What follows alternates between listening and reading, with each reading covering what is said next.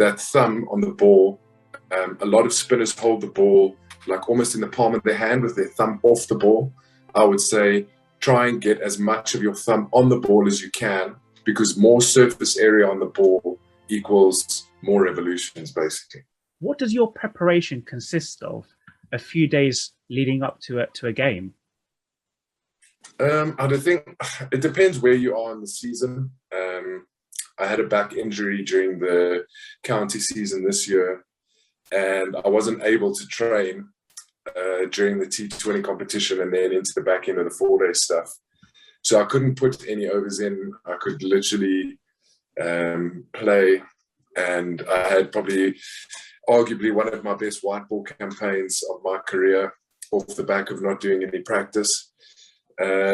So I think there's a balance between best when fresh and obviously getting the right amount of overs under the belt to feel prepared enough going into a game. I think I can only speak for myself, but I think mentally, if I'm in a place where I feel like I've ticked all the boxes, I've trained, I've put the overs in and I'm feeling good going into a match, I'm probably in a better space than if I'm thinking, sure, I probably could have bowled a little bit more this week. So I really think it depends where in the season you are. Obviously in the off season you're going to look to do more technical stuff, but I like to try and start my training sessions with sort of one step very basic stuff, trying to focus on very technical aspects, and then when I go back into a full run to try and just sort of worry more about the results and the feel than any like real technical stuff. Yes, you mentioned the technical stuff. Is that are you talking about the bowling action? Is it important to think about the biomechanics of the action? Is that something that's running through your head during this training that you're talking about? Yeah, so when I'm doing one-step drills, I'm probably working on driving forward with my head, like things that are relevant to me that I find. I've got probably a checklist of 3 things that if it's not happening for me, if I'm not getting the shape on the ball, it's not landing where I want it to be. It's one of probably 3 things. Driving my head towards the target. What that creates is that your everything's working towards the target and that your arms are moving forward towards the target. When your head is sort of slightly back in your action, your arms tend to swing across your body, and that's when you'll tend to miss either wide on the offside or maybe down leg. Another thing would be trying to spend as much time on my front foot as possible. So you can package that in a few ways, but that's probably pivoting for longer or however you want to sort of word it.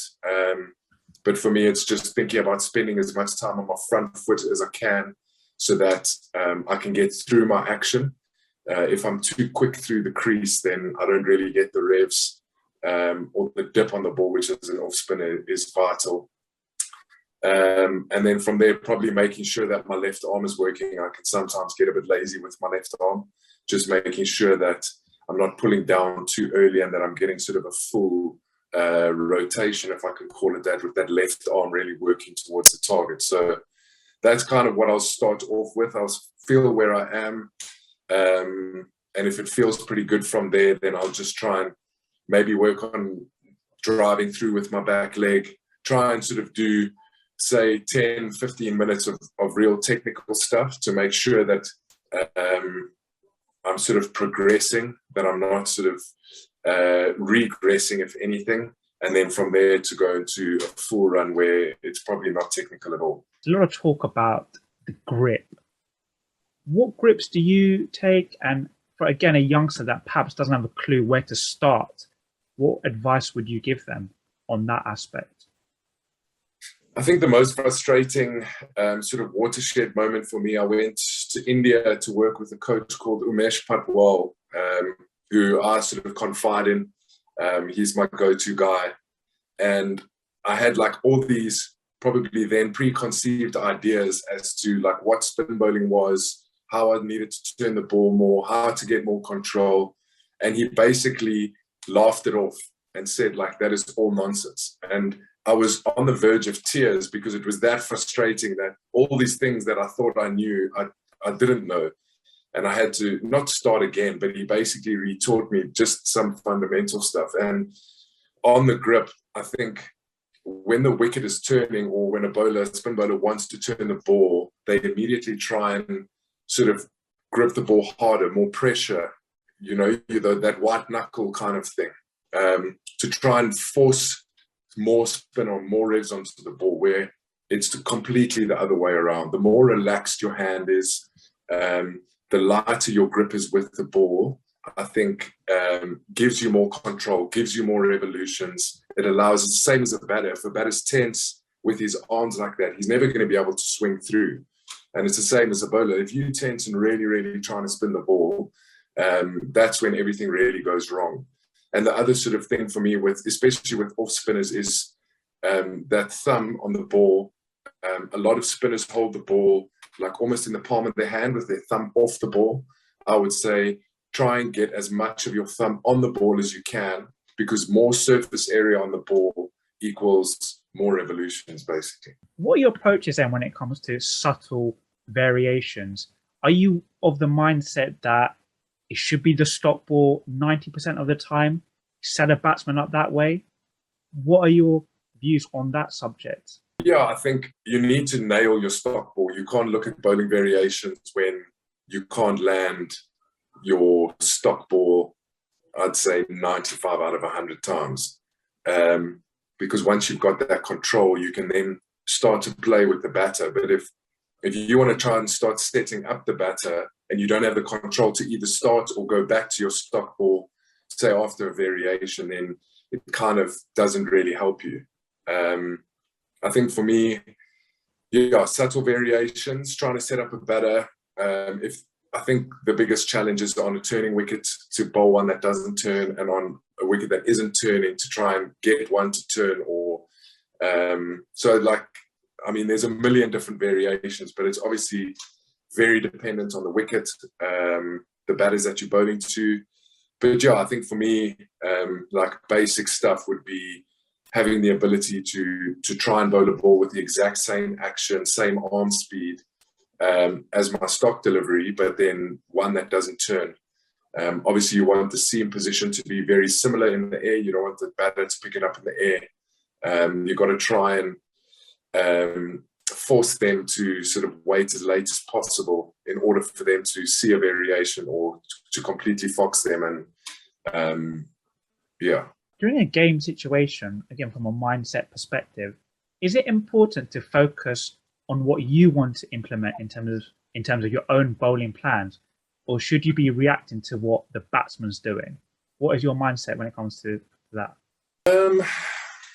I think you've got to do your homework on a batter, especially in professional sports. It's obviously a lot easier than in amateur sport, because I've got all the tools to do homework on batters that I'll be playing against tomorrow. But I think as you sort of start to play the game and know what to look for, you can sum up pretty quickly. And batters generally show you what they're going to do in the first sort of 6 to 10 balls that you bowl them. If they're going to sweep, if they're going to use their feet, if they're going to reverse, etc., etc. So it's like walking into a room of people that you've never met before.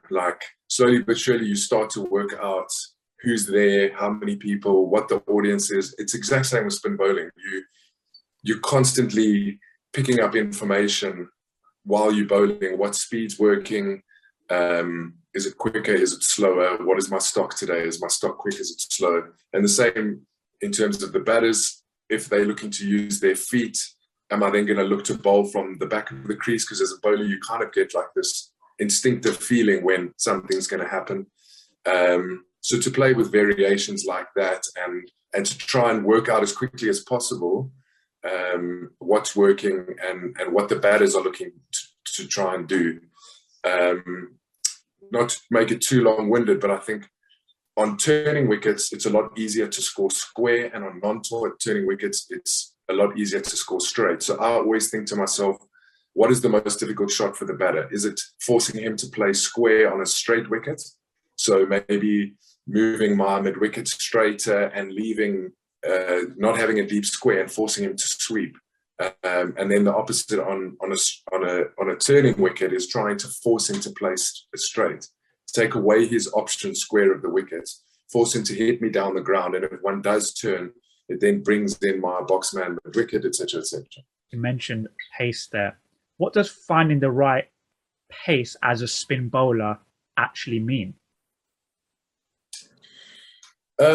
Well, different surfaces react differently, and I think finding the right pace is, firstly, it's different to batters. Some batters prefer pace on the ball. Somebody like Owen Morgan, very strong square of the wicket. If you give him too much pace to work with, he can hurt you and he can manipulate the ball in a lot of different places. So it's probably the stock pace to him is probably a little bit slower, whereas to somebody else, it might be a little bit quicker. Somebody who looks to use their feet, forcing them to stay in their crease a little bit more. So in terms of pace, again, it's very surface dependent, something that you need to sort of work out really quickly.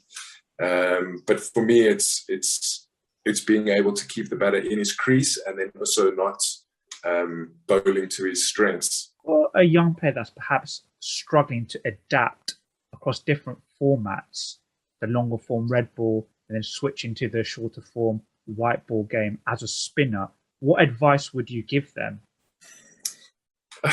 As much as formats change and dictate how probably you structure your over, I don't think, I mean, your length might change by a meter, maybe not even as much as that, half a meter, from a 4-day length to a T20 length. But I think the biggest thing for me is you move from 4-day cricket into 2020 cricket, and I think everybody needs to understand that all bowlers struggle, especially in a county season where I think in the last 3 years we've probably had 2 or 3 days max between finishing a 4-day game and then moving into a 2020 game. And it does take you a while to adapt, even the best players in the world. So like young spinners mustn't be too hard on themselves. Give yourself a break and allow yourself time to adapt. The better you get, the more you practice, the shorter that time period will become. But I think for me, early on in my career, when I moved from 4-day cricket to 2020 cricket, I used to bowl incredibly quickly in 2020 cricket. And I think it made, especially in South Africa where the wickets are better, it made it easier for the batters to get after me with that quicker pace. And one thing that I've learned as I've got on is that I need to trust the shape that I put on the ball, because I do get the ball to sort of drift and dip. But if I'm bowling too quickly, I take away my biggest weapon. So for me, it's just been being confident and trusting myself that the slower pace is the right pace. And if a batter gets hold of me, it's 2020 cricket, it's going to happen. It's a performance-based sport. So I'm going to have good days and I'm going to have bad days. So I think young spinners out there is probably just don't be too hard on yourself. And at times, from a tactical and a mindset perspective, again, when the ball is not spinning, what are your general approaches when you face us with a surface like that? I think what happens in the air is then very important. You need to be able to get the ball to drift and dip, because if you're not getting any assistance off the wicket, what happens between the ball leaving your hand and hitting the wicket is probably going to be the most important part. And then also just playing around with bowling over and bowling around to right-hand batters. I think from around the wicket, you probably bring in more modes of dismissal, because if one does sort of grip or just turn slightly, which is half a bat, you then bring in LBW. If it slides on, there's still the nick-off chance.